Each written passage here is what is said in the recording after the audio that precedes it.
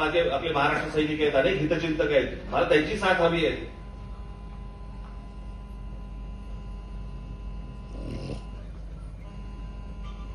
त्यांनी यावं, पक्षाला मदत करावी, माझ्याकडे यावं, मी सांगतो काय करायला पाहिजे ते. पण हे नुसतं तुम्ही वरवरचं राजकारण, वरवरच्या गोष्टी आणि आंदोलनं ह्या करून होणार नाही. ते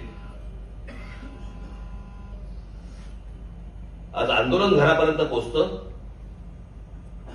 पण ते घर मतपेटीपर्यंत पोहोचत नाही. याला काय म्हणायचं? आपल्या विरोधामध्ये काहीतरी एक षडयंत्र रचलं जातंय याचा काही आपल्याला अंदाज? आणि किडोक गोष्टींवरती समाधान मानू नका हो. आपण महाराष्ट्राचं, चांगल्या महाराष्ट्राचं स्वप्न पाहतो. मी माझ्या पहिल्या भाषणामध्ये मी सांगितलं होतं, जगाला हेवा वाटावा असा महाराष्ट्र माझ्या हातून घडावा ही माझी इच्छा आहे. पण ते करताना हातामध्ये सत्ता नको का? आणि 20 वर्षापूर्वीचं राजकारण आणि आत्ताचं राजकारण जमीन आसमानाचा फरक आहे, जमीन आसमानाचा. मला कळत नाही आता ते काय, ते घर नोंदणीचं कार्यक्रम झालं ना आता, काय घर जनगणना आता 30 तारखेपासून सुरू होते, जूनच्या.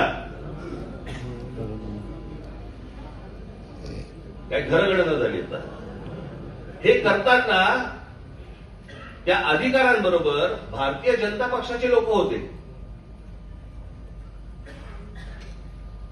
कोण जात आहेत, कोणाच्या घरी जात आहेत, काय तपासतायत, काय बघतायत, तुम्हाला नको कळायला? आणि गप्पा मारता मारता, बोलता बोलता त्यांना अंदाज येतो की हा आपला मतदार नाहीये, नोंद करून ठेवतात. आणि ज्या वेळेला हे कापले जातील त्याच्यानंतर तुमच्याकडे दुसरा मार्ग नसेल